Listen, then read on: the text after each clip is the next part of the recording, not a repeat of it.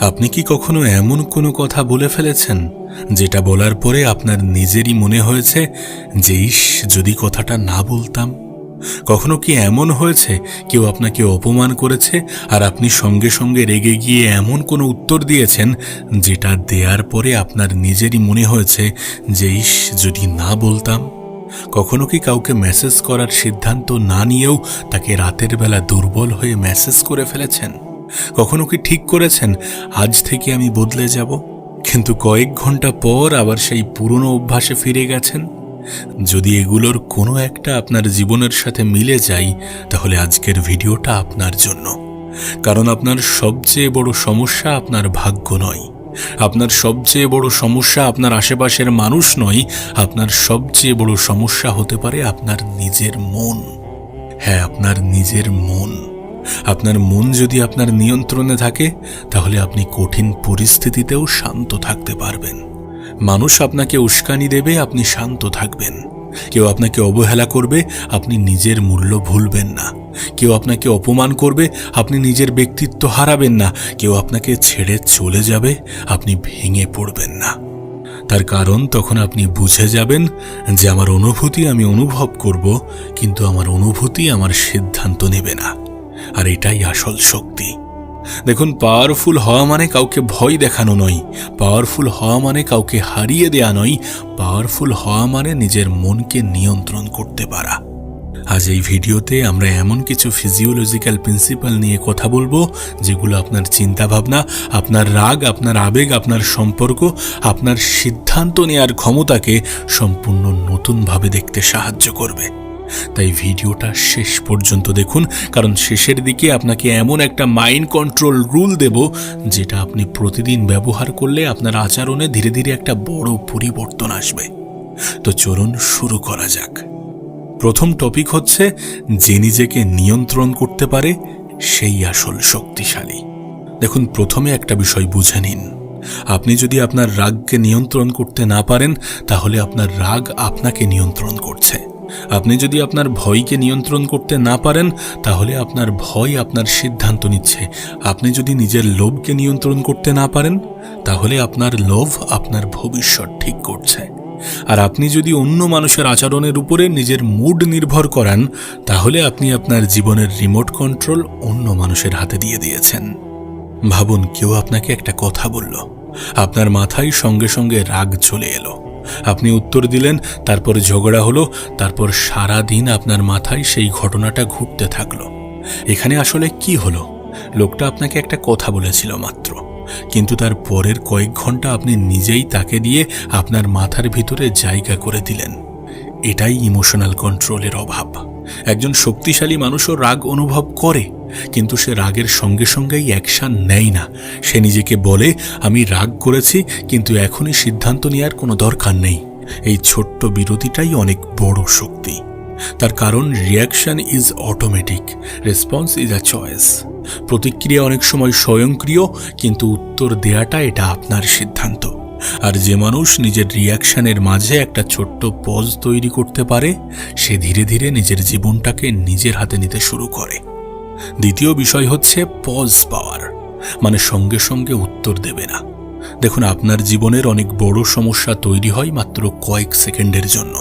কেউ আপনাকে অপমান করলো, আপনি সঙ্গে সঙ্গে উত্তর দিলেন। কেউ আপনাকে মেসেজের রিপ্লাই দিল না, আপনি সঙ্গে সঙ্গে ধরেই নিলেন যে ও আমাকে ইগনোর করছে। কেউ আপনার কাজের সমালোচনা করলো, আপনি সঙ্গে সঙ্গে ভাবলেন যে ও আমাকে ছোট করছে। এই সঙ্গে সঙ্গে ব্যাপারটাই অনেক সময় আমাদেরকে দুর্বল করে দেয়। তাই একটা নিয়ম মনে রাখুন, যখন আবেগ তীব্র হবে তখন সিদ্ধান্ত ধীর করুন। রাগের সময় মেসেজ পাঠাবেন না, অতিরিক্ত উত্তেজিত অবস্থায় বড় সিদ্ধান্ত নেবেন না। নিজেকে কয়েকটা মিনিট সময় দিন, কখনো কখনো কয়েক ঘন্টা, প্রয়োজনে কয়েক দিন। কারণ আপনি যখন শান্ত হন, তখন একই পরিস্থিতি সম্পূর্ণ অন্যরকম মনে হতে পারে। আপনি নিজেকে একবার প্রশ্ন করুন, আমি এখন যা করতে চাই সেটা কি আমার ভবিষ্যতের জন্য ভালো? এই একটা প্রশ্নই আপনাকে অনেক ভুল সিদ্ধান্ত থেকে বাঁচাবে। তৃতীয় বিষয় হচ্ছে, মানুষ যা করে তার সবকিছু আপনার বিরুদ্ধে নয়। আমাদের মন একটা অদ্ভুত কাজ করে। কেউ আমাদের সঙ্গে একটু অন্যরকম আচরণ করলেই আমরা গল্প বানাতে শুরু করি। ও আমাকে পছন্দ করে না, ও আমাকে অপমান করেছে, ও আমাকে অপমান করতে চেয়েছে, ও আমাকে ইচ্ছা করেই এড়িয়ে যাচ্ছে, সবাই আমার বিরুদ্ধে।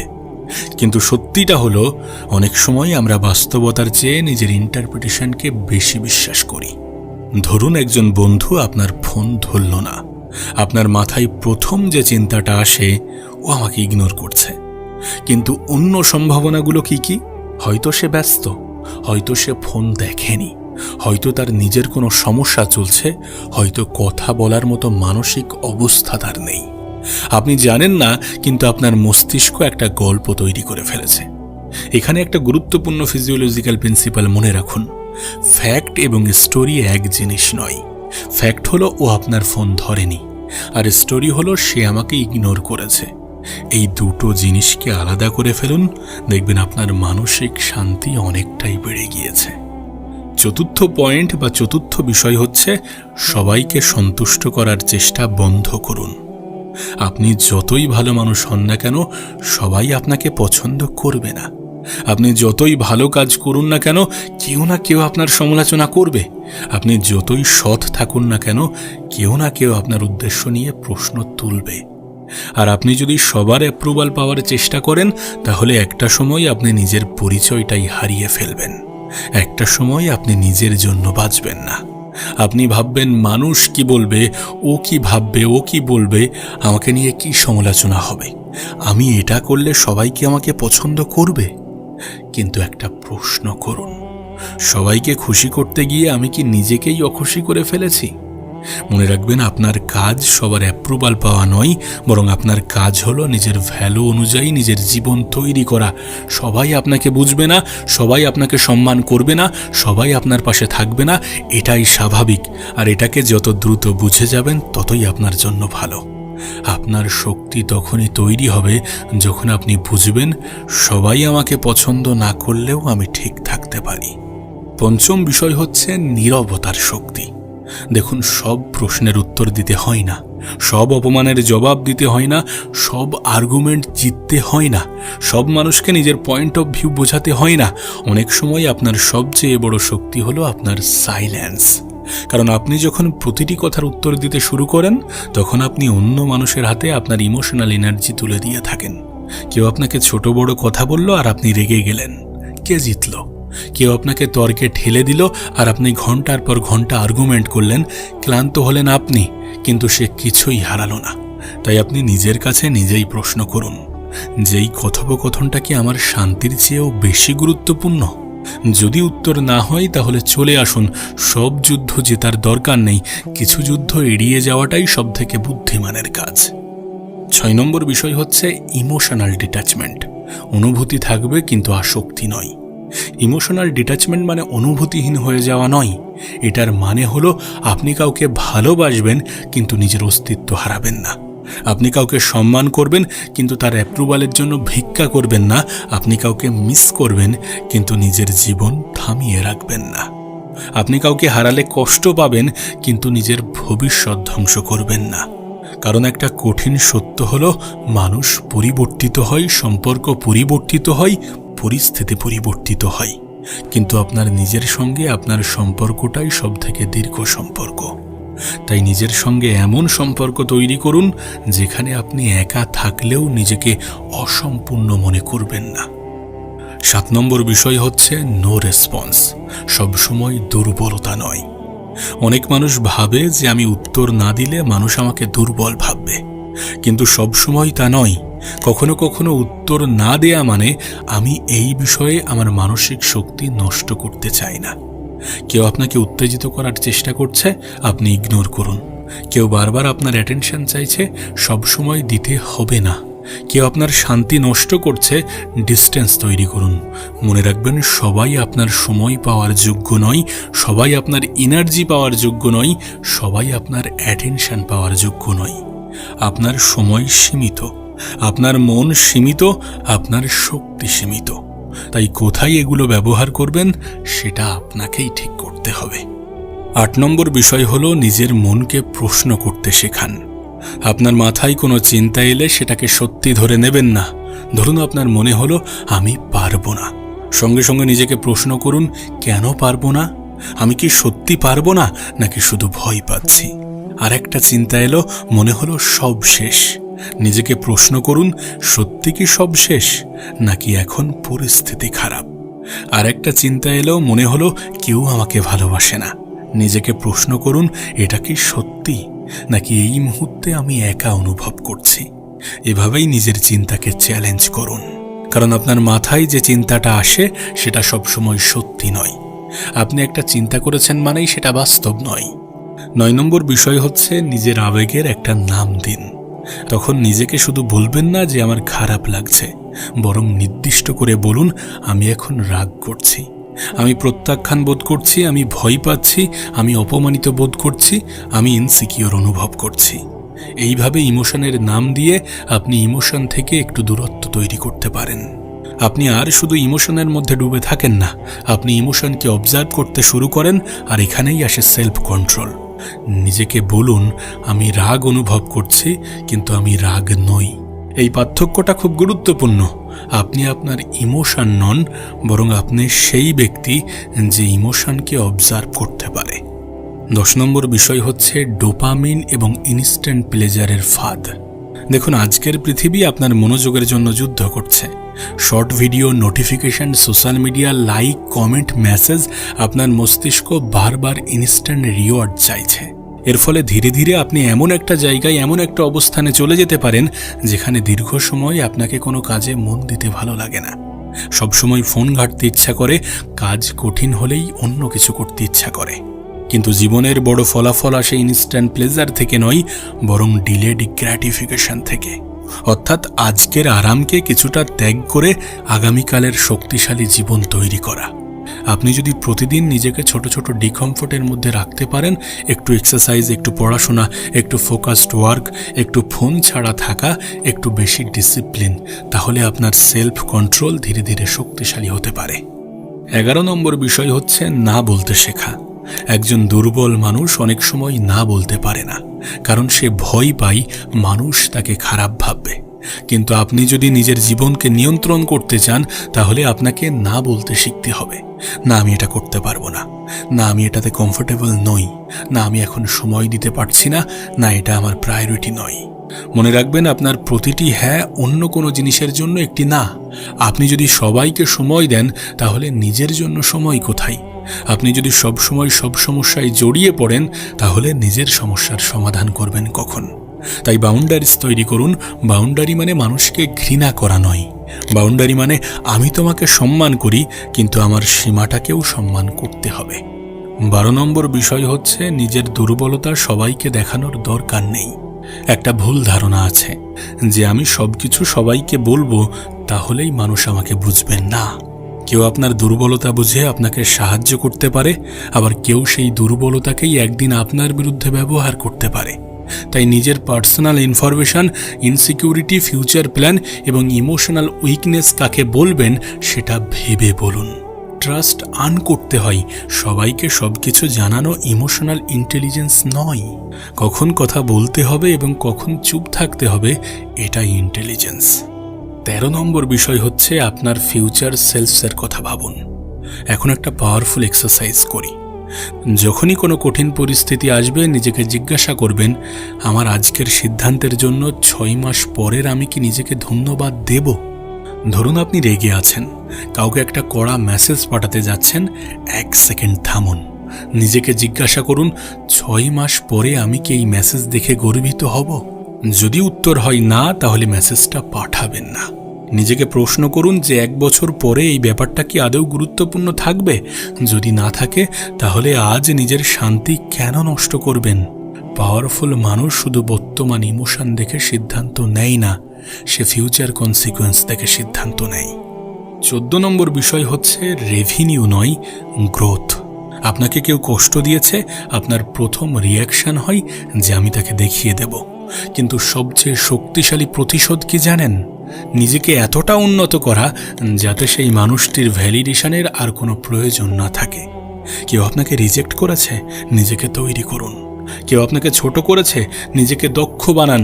কেউ আপনাকে ছেড়ে গেছে, নিজের জীবনটাকে আবার গড়ে তুলুন। না কারোর কাছে প্রমাণ করার জন্য নয়, বরং নিজের কাছে প্রমাণ করার জন্য। আপনার জীবনের উদ্দেশ্য হওয়া উচিত, আমি গতকালের নিজের চেয়ে আজকের নিজেকে একটু ভালো করব, আজকে আরও একটু ভালো করব। 15 নম্বর বিষয় হচ্ছে একা থাকতে শেখা। যে মানুষ একা থাকতে পারে না, সে অনেক সময় ভুল মানুষের সঙ্গেও থেকে যায়, কারণ তার ভয় আমি একা হয়ে যাব। কিন্তু একা থাকা এবং লোনলি হওয়া এক জিনিস নয়। একা থাকতে শিখলে আপনি নিজের চিন্তা শুনতে পারবেন, নিজেকে বুঝতে পারবেন, নিজের ভুল দেখতে পারবেন, নিজের লক্ষ্য ঠিক করতে পারবেন। আর সবচেয়ে গুরুত্বপূর্ণ, আপনি বুঝতে পারবেন যে আপনার হ্যাপিনেসের সম্পূর্ণ দায়িত্ব অন্য কারোর হাতে থাকা উচিত নয়। কখনো কখনো সলিটিউড আপনাকে এমন কিছু শেখায় যা হাজার মানুষের ভিড়েও শেখা সম্ভব নয়। 16 নম্বর বিষয় হচ্ছে নিজের মনকে প্রশিক্ষণ দিন। আপনার মন একটা মাসেলের মতো, আপনি যেটা বারবার করেন সেটা সহজ হতে থাকে। আপনি যদি প্রতিবার রাগ হলে চিৎকার করেন, চিৎকার আপনার ডিফল্ট রেসপন্স হয়ে যাবে। আপনি যদি প্রতিবার কষ্ট পেলে অ্যাটেনশন চান, তাহলে ডিপেন্ডেন্সি তৈরি হতে পারে। কিন্তু আপনি যদি প্রতিবার রাগ হলে পজ করেন, তাহলে ধীরে ধীরে পজ করা সহজ হবে। আপনি যদি প্রতিবার স্ট্রেস হলে কয়েক মিনিট হাঁটেন, তাহলে সেটা আপনার জন্য ভালো হবে। আর আপনি যদি প্রতিবার চিন্তা হলে নিজেকে অবজার্ভ করেন, তাহলে সেলফ অ্যাওয়ারনেস তৈরি হবে। তাই এটা মনে রাখুন যে আপনি আপনার মাইন্ডের সঙ্গে যা প্র্যাকটিস করেন, ভবিষ্যতে সেটাই আপনার ডিফল্ট বিহেভিয়ার হয়ে উঠতে পারে। দেখুন, আপনাকে একটা ছোট্ট রুলস বলি। পরের বার যখন কেউ আপনাকে এমন কিছু বলবে যেটা শুনে আপনার রাগ উঠছে, 10 সেকেন্ড চুপ থাকুন। কথা বলার আগে শ্বাস নিন, মনে মনে বলুন যে আমি এখন রেগে আছি। তারপর নিজেকে প্রশ্ন করুন যে আমি কি পরিস্থিতি ঠিক করতে চাই, নাকি শুধু নিজের রাগ বের করতে চাই। এই প্রশ্নটা অত্যন্ত গুরুত্বপূর্ণ, কারণ অনেক সময় আমরা সমস্যার সমাধান করতে চাই না, আমরা শুধু আমাদের ইমোশন অন্য মানুষের উপরে ছুড়ে দিতে চাই।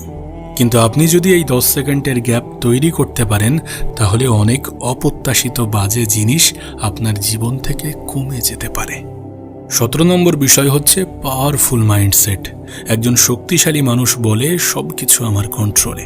সে বলে যা আমার কন্ট্রোলে নেই, আমি সেটা নিয়ে শক্তি নষ্ট করব না। আপনি অন্য মানুষকে কন্ট্রোল করতে পারবেন না, আপনি সব পরিস্থিতি কন্ট্রোল করতে পারবেন না, আপনি সব ফলাফল কন্ট্রোল করতে পারবেন না। কিন্তু আপনি কন্ট্রোল করতে পারেন আপনার রেসপন্স, আপনার এফোর্ট, আপনার অ্যাটিটিউড, আপনার বন্ডিং, আপনার হ্যাবিট, আপনার সিদ্ধান্ত। আর এগুলোতেই লুকিয়ে আছে আপনার আসল পাওয়ার। 18 নম্বর বিষয় হচ্ছে যখন কেউ আপনাকে অপমান করবে। ধরুন কেউ আপনাকে অপমান করলো, প্রথমে আপনার ইগো চাইবে এখনই জবাব দিতে হবে। কিন্তু এক মুহূর্ত থামুন, নিজেকে প্রশ্ন করুন, এই মানুষটির ওপিনিয়ন কি আমার জীবনের সত্যি কোনো মূল্য নির্ধারণ করবে? যদি উত্তর হয় না, তাহলে কেন তার কথাকে আপনি নিজের মানসিক শান্তির মালিক বানাবেন? আপনি চাইলে দৃঢ়ভাবে বলতে পারেন, আপনার কথা আমি বুঝেছি, কিন্তু এইভাবে কথা বলা আমি গ্রহণ করছি না। তারপর সরে আসুন। এটাই ইমোশনাল কন্ট্রোল। চুপ থাকা মানে সবসময় দুর্বল হওয়া নয়, শান্ত থাকা মানে অনেক সময় শক্তির লক্ষণ। এখন আমি আপনাকে একটা কথা বলতে চাই। আপনার জীবনে হয়তো অনেক কিছু আপনার কন্ট্রোলের বাইরে। কেউ আপনাকে বুঝবে না, কেউ আপনাকে ছেড়ে চলে যাবে, কেউ আপনাকে অপমান করবে, কেউ আপনার মূল্য কমিয়ে দেখবে, কখনো আপনার পরিকল্পনা ব্যর্থ হবে, কখনো আপনার নিজের কাছেই নিজেকে দুর্বল মনে হবে। কিন্তু একটা জিনিস আপনার হাতেই আছে, আপনি এসবের পর কিভাবে দাঁড়াবেন। আপনি চাইলে প্রতিটি আঘাতকে নিজের দুর্বলতার কারণ বানাতে পারেন, আবার চাইলে প্রতিটি আঘাতকে নিজের ক্যারেক্টার তৈরি করার উপাদান বানাতে পারেন। আপনি চাইলে রাগের দাস হতে পারেন, আবার চাইলে রাগকে অবজার্ভ করতে পারেন। আপনি চাইলে অন্য মানুষের অ্যাপ্রুভালের জন্য সারা জীবন দৌড়াতে পারেন, আবার চাইলে নিজের মূল্য নিজেই বুঝতে পারেন। আপনি চাইলে প্রতিটি রিজেকশনের পরে ভেঙে পড়তে পারেন, আবার চাইলে নিজেই নিজেকে বলতে পারেন, এই মানুষটা আমাকে রিজেক্ট করেছে, কিন্তু আমি নিজেকে রিজেক্ট করব না। মনে রাখবেন, শক্তিশালী মানুষ সে নয় যে অন্যকে কন্ট্রোল করতে পারে, শক্তিশালী মানুষ তো সে যে নিজের মনকে কন্ট্রোল করতে শেখে, যে রাগের মুহূর্তে থামতে পারে, যে অপমানের মুহূর্তে নিজের ডিগনিটি ধরে রাখতে পারে, যে একা থাকলেও নিজের মূল্য ভুলে যায় না, যে অন্যের অ্যাপ্রুভাল ছাড়াও নিজের পথে হাঁটতে পারে। যে জানে কখন কোথায় কথা বলতে হবে আর কখন কোথায় নীরব থাকতে হবে, যে জানে কখন কোথায় লড়াই করতে হবে আর কখন কোথা থেকে শান্তভাবে সরে আসতে হবে। তাই আজ থেকে একটা সিদ্ধান্ত নিন, কেউ আপনাকে রাগালে সঙ্গে সঙ্গে রিয়্যাক্ট করবেন না, কেউ আপনাকে ইগনোর করলে আপনি নিজের মূল্য নিয়ে প্রশ্ন করবেন না, কেউ আপনাকে রিজেক্ট করলে আপনি নিজেকে রিজেক্ট করবেন না, কেউ আপনাকে অপমান করলে আপনি নিজের চরিত্র নষ্ট করবেন না। কারণ শেষ পর্যন্ত আপনার সব থেকে বড় যুদ্ধ পৃথিবীর সঙ্গে নয়, আপনার সবচেয়ে বড় যুদ্ধ আপনার নিজের সঙ্গে। আর যেদিন আপনি আপনার মনকে বুঝতে শুরু করবেন, সেদিন হয়তো পৃথিবী বদলাবে না, কিন্তু পৃথিবীর দিকে তাকানোর আপনার দৃষ্টিভঙ্গি বদলে যাবে। আর যখন আপনার দৃষ্টিভঙ্গি বদলে যায়, তখন আপনার সিদ্ধান্ত বদলায়। যখন সিদ্ধান্ত বদলায়, তখন অভ্যাস বদলায়, আর অভ্যাস বদলালে আপনার জীবন বদলে যেতে শুরু করে। তাই আজ থেকে নিজের মনকে শত্রু হিসাবে নয়, একজন শক্তিশালী সঙ্গী হিসাবে প্রশিক্ষণ দিন। কারণ আপনার ভিতরে এমন একটা শক্তি আছে যেটাকে আপনি হয়তো পুরোপুরি চিনতেই পারেননি। নিজেকে নিয়ন্ত্রণ করুন, নিজেকে বুঝুন, নিজেকে তৈরি করুন। আর মনে রাখবেন, যে নিজেকে জয় করতে পারে তাকে হারানো সব